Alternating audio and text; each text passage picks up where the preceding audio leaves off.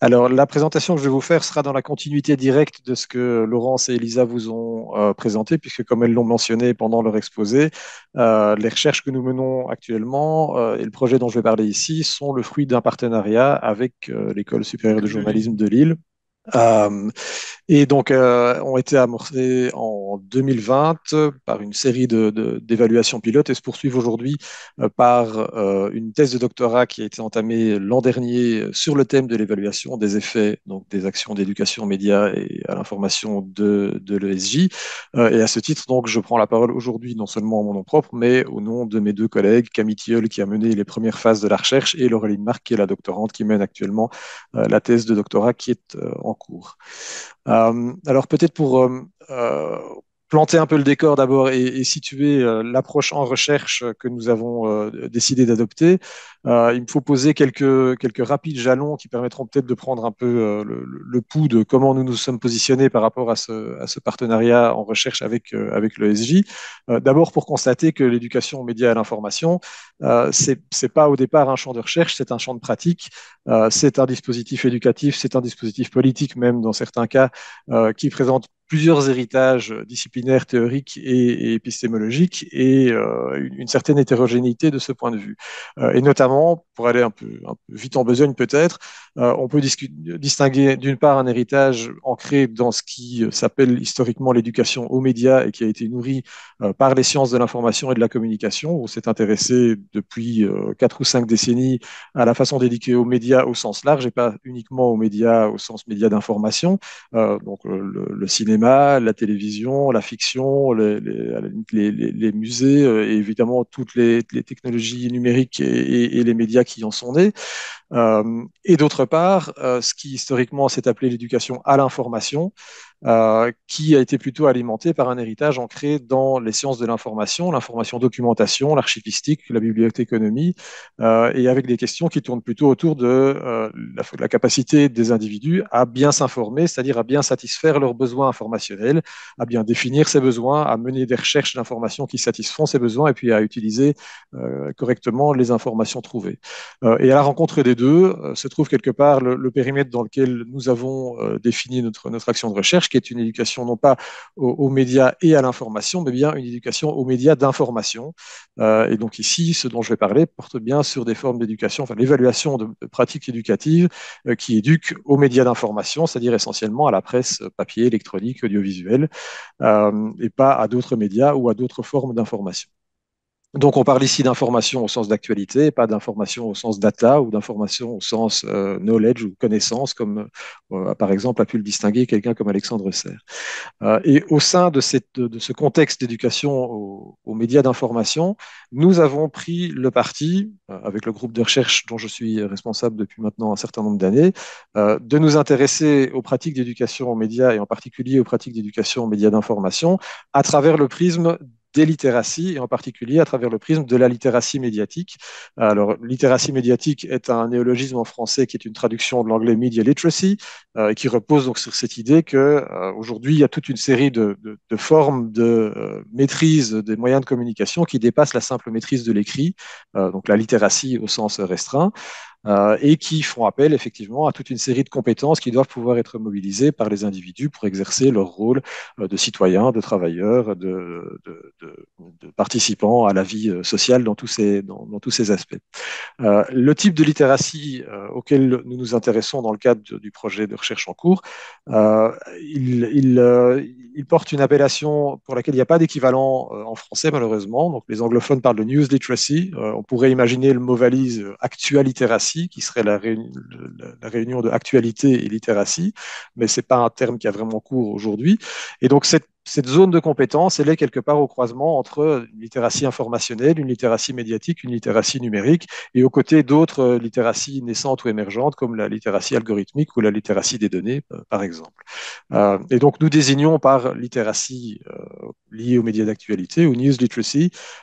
cet ensemble de compétences qui permet effectivement aux individus de faire un usage critique, créatif, raisonné, autonome des médias d'information aujourd'hui. Alors, Pour reprendre peut-être un peu l'historique de notre collaboration avec l'École supérieure de journalisme de Lille, on a en fait travaillé en parallèle sur deux types d'actions et je vais essentiellement me centrer aujourd'hui sur la première. D'une part, nous nous sommes attachés à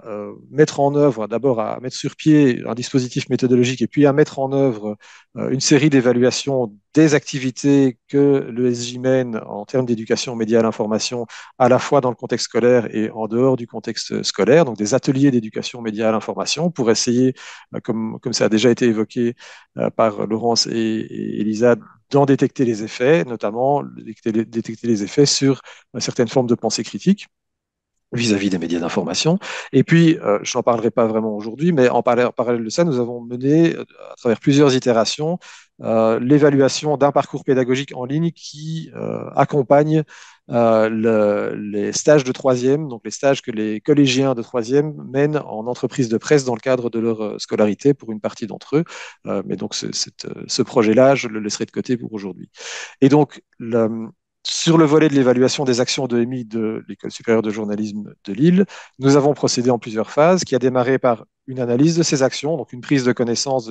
à la fois d'un tout un corpus documentaire décrivant ces actions d'éducation aux médias et à l'information, à la fin de poser un diagnostic sur notamment leurs objectifs et les acquis d'apprentissage que ces actions visaient. Une première évaluation pilote d'un projet, d'un atelier d'éducation aux médias mené en lycée euh, qui a eu lieu donc sur 2021-2022. Et puis ce dispositif d'évaluation pilote qui a été donc, développé au départ de cette première évaluation est en cours de redéploiement et de complexification dans le cadre d'une thèse de doctorat. Et en parallèle à cela, à partir de cette année académique, à, par- à partir de cette année académique, donc, nous travaillons également à la mise à disposition d'outils d'évaluation d'actions d'éducation média à l'information, non pas à l'usage des chercheurs, mais bien à l'usage de toute personne intéressée par faire de l'évaluation, et donc, a fortiori, plutôt à l'usage des intervenants qui montent des actions d'éducation aux médias, à nouveau plutôt en secteur scolaire, mais également en secteur extrascolaire. Alors, je vais dire un mot donc sur le déroulé général de la première partie de cette évaluation pilote que nous avons menée donc jusqu'en 2022. Et je vais en tracer vraiment les grandes lignes pour donner un peu je dirais les lignes directrices de la façon dont nous avons procédé pour illustrer un peu le processus. Comme je l'ai déjà mentionné, nous sommes donc partis d'abord d'une analyse documentaire de l'ensemble du portefeuille d'actions d'éducation aux médias à l'information mené actuellement par le SJ Lille. Donc des actions qui, dans certains cas, sont des actions de courte durée, de sensibilisation, des actions de plus grande ampleur, de perfectionnement ou de projets de plus longue durée dans le secteur scolaire, des actions aussi visant la prévention des manipulations, et puis le parcours média, qui est donc ce parcours pédagogique dont je parlais à l'instant. Sur base de cette analyse documentaire qui a permis de déterminer les acquis d'apprentissage visés, les objectifs visés par ces différentes actions, ont été menées trois observations sur trois types d'actions différentes, une action de sensibilisation, une action de perfectionnement et un projet média mené donc sur une échelle de temps d'environ une semaine, qui ont permis de dégager une première génération d'observations quant au fonctionnement, je dirais, général des actions de MI menées par le SJ, puis poursuivi par une observation plus approfondie, cette fois enregistrée et retranscrite, avec une analyse plus approfondie d'un projet média mené donc sur 4 séances d'une demi-journée dans un lycée, qui nous a permis d'élaborer progressivement notre problématique de recherche. Et cette problématique de recherche, on a décidé donc de la centrer sur la question que vous avez désormais devant les yeux, qui est la question de la place de l'éducation critique aux médias et à l'information dans les actions de EMI développées par le SJ Lille. Le critique ayant ici une acception peut-être un peu particulière. Alors, les expressions pensée critique, esprit critique, démarche critique sont des expressions qui sont beaucoup utilisées en lien avec l'éducation aux médias, de façon parfois très très polysémique, donc avec des significations très différentes d'une situation à une autre. La façon dont nous avons conçu ici la place de la dimension critique de l'éducation aux médias d'information, elle est centrée sur la capacité qu'auraient les élèves ou que devraient développer les élèves de déconstruire les médias, c'est-à-dire d'y appliquer des clés de lecture multiples, de les questionner sous des perspectives multiples, en interrogeant à la fois leurs instances de production, leurs auteurs, les institutions auxquelles appartiennent ces auteurs, leur contexte de production, en ce compris le contexte économique, les techniques de production, les techniques et les langages et les formats langagiers spécifiques aux médias d'information, les modes de circulation de cette information, les publics destinataires de ces informations. Et donc, de notre point de vue, la pensée critique appliquée aux médias d'information, c'est cette capacité à développer des points de vue multiples et à prendre du recul par rapport aux informations que l'on rencontre et à sa propre consommation médiatique pour développer cette lecture multidimensionnelle des médias d'information et des contenus d'information.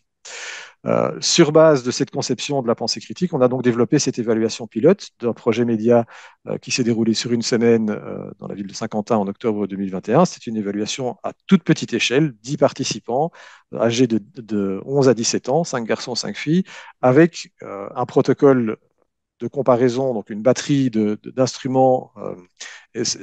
cherchant à évaluer les compétences, et notamment ces compétences à la lecture analytique, à la déconstruction des médias des élèves participants, d'abord avant le projet média, donc avant l'atelier de EMI, et puis après l'atelier de EMI, l'objectif étant évidemment d'opérer une comparaison entre l'avant et l'après pour voir s'il y avait une progression entre les deux.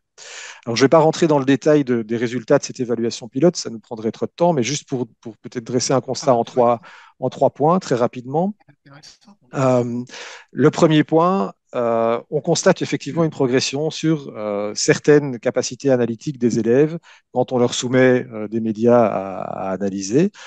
et notamment le projet média que nous avons analysé étant assez bien focalisé dans ses contenus sur les questions liées aux propriétés des contenus journalistiques, aux formes et aux formats techniques de l'information journalistique. Et de ce point de vue, les élèves semblent développer un regard plus aguerri quand il s'agit d'opérer une lecture critique sur des contenus journalistiques qui leur sont soumis. Par contre, si on conçoit effectivement la littératie médiatique critique comme la capacité à considérer les médias à partir de toutes les perspectives que j'évoquais tout à l'heure, leur auteur, leur contexte de production, les techniques de production, les langages, la circulation, le public, etc., cette compétence reste encore relativement peu développée. Elle se développe sur certaines dimensions, mais pas sur toutes de celles que nous avons cherché à observer à travers cette évaluation. Et notamment, en termes de pistes de développement possibles, de pistes de développement de contenu dans le cadre des ateliers de EMI, là, les contenus permettant aux élèves de développer une compréhension plus fine de la dimension contextuelle de la production de l'information journalistique, notamment de l'environnement social, juridique et économique dans lequel cette information journalistique est produite, serait sans doute quelque chose à développer dans le futur. Voilà peut-être pour le premier temps du projet de recherche que nous avons mené, qui s'est donc poursuivi plus récemment, depuis un an, par la concrétisation d'une thèse de doctorat qui est donc financée par le SJ Lille et qui a pour objet la comparaison, cette fois, des effets de différentes formes d'éducation aux médias et à l'information. C'est donc une poursuite de l'évaluation pilote à plus large échelle sur base d'un protocole d'évaluation similaire à celui que nous avions déjà mis en œuvre, cette fois-ci dans le cadre d'une thèse de doctorat, d'un projet long donc, qui se déroule a priori sur 4 ans. L'objectif est ici, cette fois, d'appliquer les mêmes types de mesures que celles que nous avons appliquées précédemment, mais de les appliquer à différents formats pédagogiques d'ateliers de EMI qui peuvent articuler différemment différentes composantes qui incluent notamment une centration sur une compréhension de la pratique du journalisme, la mobilisation des élèves dans la production de médias par ces élèves dans le cadre des ateliers. Donc, on les met au travail dans le cadre de ces ateliers pour qu'ils produisent leur propre contenu médiatique. À ce titre-là, le recours à une forme de ce que nous avons appelé de jeu de rôle, c'est-à-dire qu'on les place dans le cadre des activités pédagogiques dans la peau d'un journaliste en cours d'enquête ou en cours de production d'informations journalistiques, le tout étant combiné également avec des exposés théoriques. Donc l'objectif est de voir si la façon d'articuler ces différentes composantes, la place laissée par exemple à la production de médias par rapport aux exposés théoriques, a une influence sur le développement de cette forme de pensée critique dont je parlais tout à l'heure. Donc, les objectifs des activités observées, ils sont relativement divers. Ils vont de la sensibilisation à la connaissance des médias cette forme de pensée critique dont je parlais, à une meilleure connaissance de l'organisation du travail journalistique et des implications du métier de journaliste, ainsi que des pratiques journalistiques. Euh, Cet ensemble d'objectifs, on le prend comme un tout intégré sur lequel on va venir greffer une évaluation. Et cette évaluation, elle porte non seulement sur les capacités de déconstruction de médias dont je parlais dans la première partie de mon exposé, mais également sur d'autres choses sur lesquelles ces ateliers pourraient avoir des effets, notamment la capacité des élèves à opérer un jugement de fiabilité par rapport aux informations qu'ils rencontrent et, ultimement, la façon dont ces ateliers pourraient avoir un impact sur leurs pratiques informationnelles, c'est-à-dire sur leurs habitudes de consommation de l'information, par exemple. Euh, alors, je vais passer ici un peu plus vite sur le slide que vous avez devant les yeux, mais ça me semble important malgré tout peut-être de situer ce travail que je décris qui peut apparaître peut-être comme une évaluation très très systématique et très très focalisée sur des actions d'éducation média dans le cadre d'une réflexion plus large, qui est la réflexion d'une thèse de doctorat qui nécessairement doit replacer la façon dont est menée cette évaluation dans le contexte plus large des multiples approches qui font l'objet de recherches sur la news literacy. Il faut savoir qu'il y a une diversité, il n'y a pas un consensus aujourd'hui dans le monde scientifique sur ce que recouvre l'expression news literacy ou l'expression media literacy, donc littératie médiatique, que les définitions en cours divergent autant sur les enjeux qui sont liés au développement de ces littératies que sur la nature de la littératie. Est-ce qu'on est devant des savoirs, des savoir-faire, des compétences, des pratiques, que sur les types d'actions dont que les élèves devraient être capables de mener. Est-ce qu'ils doivent être capables, par exemple, d'accéder à l'information, d'y naviguer, de l'évaluer, d'analyser, de produire, etc. Que sur les types de connaissances qu'ils devraient pouvoir développer ou encore sur la part de la réflexivité par rapport à leurs propres pratiques. Toutes ces dimensions-là euh, offre, je dirais, un bouquet de possibilités différentes quant à la façon de définir la news literacy. Et forcément, quand on fait un choix, ben, choisir, c'est renoncer. Et faire un choix, c'est faire un choix qui impactera le type d'évaluation à mettre en place. Alors, dans le cadre du projet qui nous occupe, plusieurs instruments d'évaluation, parmi tous les instruments d'évaluation possibles, ont été retenus. Et je vais ici les citer plus que les détailler. Donc, le protocole d'évaluation que Laureline Marc est en train de mettre en place va permettre de tester les élèves à la fois sur leur connaissance des médias d'information,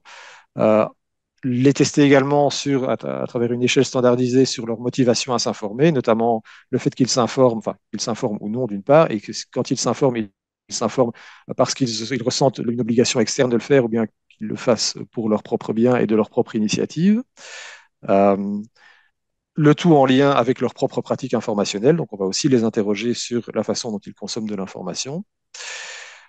sur leur capacité à déconstruire des médias de la façon dont j'en parlais dans la première partie de mon exposé, la façon dont ils sont capables ou non d'opérer des jugements de fiabilité par rapport à un média qui leur est soumis, donc de juger une information fiable ou non, et enfin, de jauger également de la confiance qu'ils ont dans les médias d'information en général, ce qui est devenu malheureusement un enjeu pour une proportion croissante de la population aujourd'hui. Alors, je ne vais pas détailler ici l'ensemble des flèches qui se trouvent sur ce schéma. Les flèches en vert sont des flèches qui ont déjà été éprouvées par la littérature existante, où il y a des liens qui ont été effectivement documentés dans la littérature existante. Les flèches en bleu sont celles qu'on cherche à investiguer à travers le protocole d'évaluation en mettant en lien donc ces différentes composantes de l'évaluation. Et chacune de ces composantes de l'évaluation correspond à des instruments différents. On a des questions de connaissances, des questions à choix multiples pour ce qui porte sur les connaissances des médias, des tâches où on met les élèves au travail, on leur demande de décrire analytiquement des médias et d'opérer un jugement, une évaluation en termes de jugement de fiabilité sur des médias qu'on leur présente. Et puis sur la motivation, la confiance et les pratiques informationnelles, on est là sur des questions déclaratives où on leur demande de décrire et de déclarer leur degré de motivation, leur confiance dans les médias et la fréquence à laquelle ils consultent différentes catégories de médias, les médias qu'ils consomment effectivement, les médias qu'ils connaissent, etc. Voilà un peu pour je dirais, la batterie de tests qu'on compte utiliser dans le cadre de cette thèse de doctorat. Alors, comment est-ce que cette batterie de tests va être utilisée? Elle va être utilisée dans deux phases, dans le cadre de deux phases de recueil de données, qui auront à chaque fois la même logique générale, c'est-à-dire que tout comme pour l'évaluation pilote qu'on a menée en 2021-2022, il s'agit d'encadrer la tenue d'un atelier de EMI, de la faire précéder donc par un pré-test utilisant les différents instruments que je décrivais, donc un test de connaissance, de déconstruction, de jugement de fiabilité, etc. Et puis d'un post-test similaire, et l'objectif est de mesurer la différence entre la progression des élèves entre le pré-test et le post-test, qui a priori devrait être due à l'influence de l'atelier auquel ils ont participé entre les deux. Pour chacune des phases de recueil de données, on s'intéressera donc à évaluer des ateliers menés sur 6 séances de 2 heures réparties sur plus ou moins 2 semaines, dont la progression a été élaborée par le SJ, et Lisa pourrait vous en dire plus si éventuellement vous avez des questions à ce sujet. Les groupes que nous allons tester, donc qui participent, les participants à ces ateliers d'éducation aux médias, sont des élèves de 3 types de lycées différents, des lycées d'enseignement général, des lycées professionnels et des lycées agricoles. Et on vise 50 participants pour chacune de ces catégories de lycées, auxquels viennent s'additionner des groupes contrôle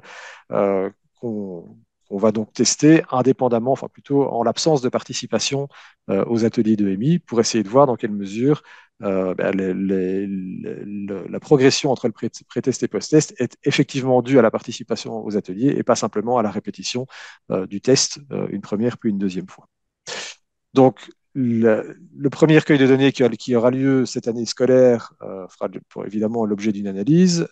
et sur base des résultats, nous comptons travailler avec le SJ à la création d'un format alternatif d'atelier d'éducation aux médias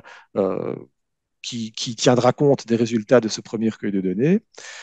sur base duquel nous réitérerons le recueil de données lors d'une deuxième phase pour donc un deuxième type d'atelier qui aura fait l'objet de ce travail de conception avec la même logique de pré-test et post-test qui sera enfin suivi d'une analyse de résultats. Voilà le cheminement qui a été entamé donc depuis un an, qui est complètement en cours, on est complètement au milieu du gué puisque Laurélie Marc va commencer le mois prochain le recueil de données. Donc malheureusement, et je sais que dans ce genre d'exposé, c'est souvent une frustration, je n'ai pas de résultats à vous présenter sur le projet en cours. C'est bien le protocole d'évaluation que je pouvais vous présenter aujourd'hui. Mais à partir de l'année prochaine, nous commencerons à avoir des résultats